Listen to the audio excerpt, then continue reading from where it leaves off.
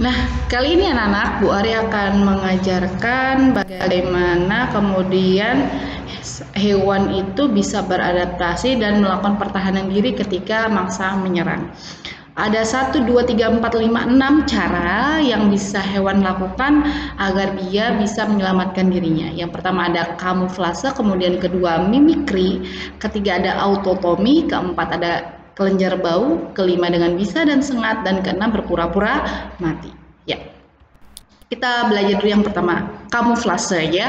Jadi ada tingkah laku hewan yang kemudian bisa menyelamatkan dirinya dari kejaran mangsa. Nah, yang pertama adalah kamuflase. Jadi tingkah laku hewan tersebut, dia mencari tempat yang sama warnanya dengan warna tubuh hewan tersebut. Kita perhatikan ini ada hewan apa? Ya, ini ada hewan burung hantu ya. Kemudian warnanya seperti ranting atau batang kayu.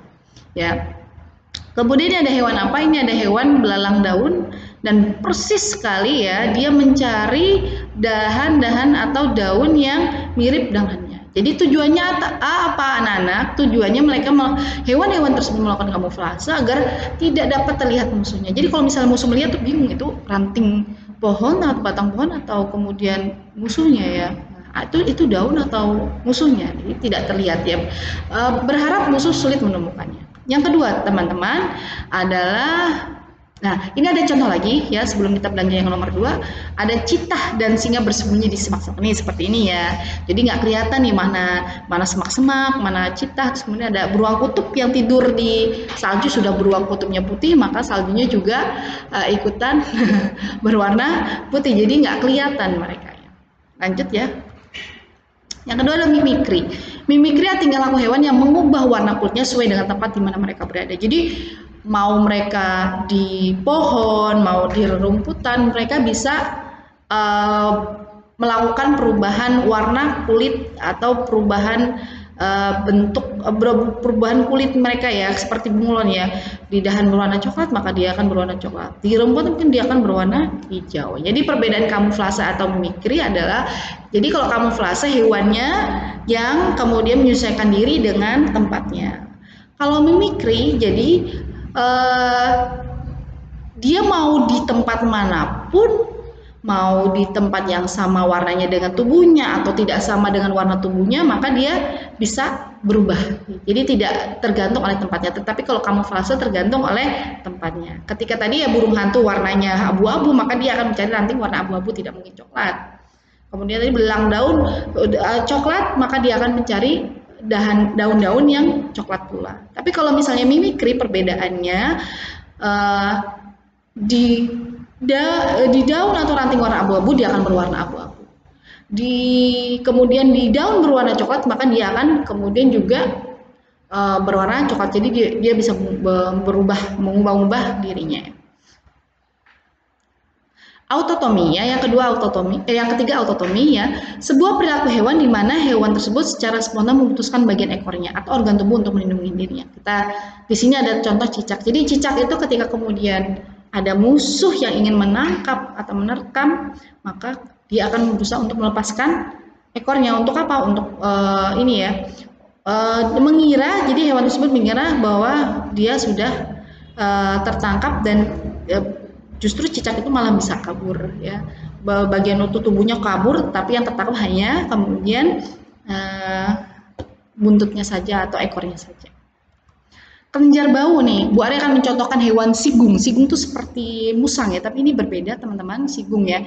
Sigung itu mempunyai kelenjar yang bisa memproduksi cairan yang bau, dan dua kelenjar ini terdapat di pangkal ekornya. Nah, sigung ini bisa menyemprotkan cairan yang bau tadi dengan jarak 3,7 meter. Mula-mula sigung akan menghentakkan kakinya ke depan, kemudian dia akan mengangkat ekornya dan mengeram. Nah, di situ kemudian dia bisa menyemprotkan kelenjar bau. Ada juga sigung yang berdiri dengan 2 kaki dan memperlihatkan tubuhnya menjadi lebih besar karena marah. Itu ya salah satu contoh sigung. Kemudian mengeluarkan bisa. Nah, ular ya, ini terjadi pada hewan ular ya.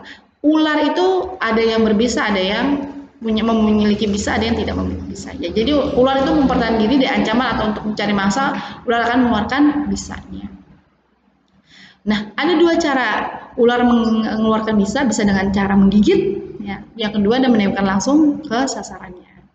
Nah, anak-anak, ini hati-hati ya ketika kemudian kita terkena bisa ular, maka apa yang harus kita lakukan yaitu bisa fatal ya. Makanya oleh karena itu kita bisa mencari klinik atau rumah sakit terdekat untuk diberikan antivenom atau antivenom atau anti racun dari bisa tersebut.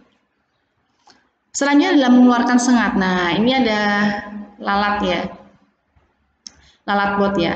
Jadi lalat bot ini adalah ya makhluk kecil tapi merepotkan juga ya, karena lalat ini menyengat ya. Yang kemudian ketika menyengat dia menyuntikkan larva ke dalam tubuhnya. Nah, larva itu ketika berkembang selama 60 hari akan memakan nutrisi yang ada dalam tubuh mangsanya. Oh, ngeri sekali ya, mengerikan sekali ya. Ya, ternyata kalau bisa kena sengat ini 60 hari akan dimakan nutrisinya. Kemudian berpura-pura mati ini ada, contohnya adalah kepik dan kumbang ya. Jadi berpura-pura mati disebut dengan thanaposis, merupakan salah satu strategi ya. Mereka punya strategi ampuh untuk digunakan untuk mengelabui musuhnya ya. Predator akan kehilangan selera makan ketika menemukan bahwa mangsanya sudah mati ya. Ini ada contohnya, ada serangga ya, ada kumbang dan kepik dan ulat ya yang menggunakan contoh.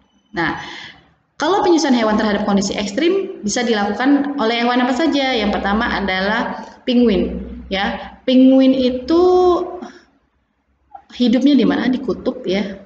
Dia punya cadangan lemak sangat tebal di tubuhnya sehingga bisa menahan hawa dingin atau suhu dingin yang ada di kutub. Karena di kutub bisa suhunya di bawah 0 derajat Celcius ya. Kemudian ada lagi salah satu contoh adalah hewan unta. Kalau tadi hewan kutub sangat dingin ya, udah terbalik ini hewan unta. Jadi Allah menciptakan hewan unta dengan kelebihannya, yaitu yang pertama punuk berisi cadangan lemak, yang kedua usus panjang untuk menyerap air sebanyak-banyaknya, karena kita tahu bahwa di padang pasir sangat jarang air ya, atau sangat kurang sekali air. Kemudian bulu mata lebat untuk menutupi badai pasir, hidung dapat menutup juga untuk menutupi pasir-pasir yang akan kemudian masuk ke mulut atau ke mata hewan unta. Jadi Masya Allah ya, Allah Akbar ya. Segala puji bagi Allah yang telah menciptakan banyak begitu unikan hewan yang bisa beradaptasi dengan lingkungan yang telah kita pelajari tadi.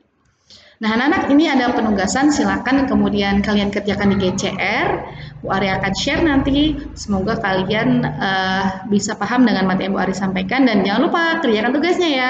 Nggak banyak-banyak kok, hanya 5 soal saja. Itu saja yang bisa Bu Ari sampaikan. Selamat belajar. Wassalamualaikum warahmatullahi wabarakatuh. Dah.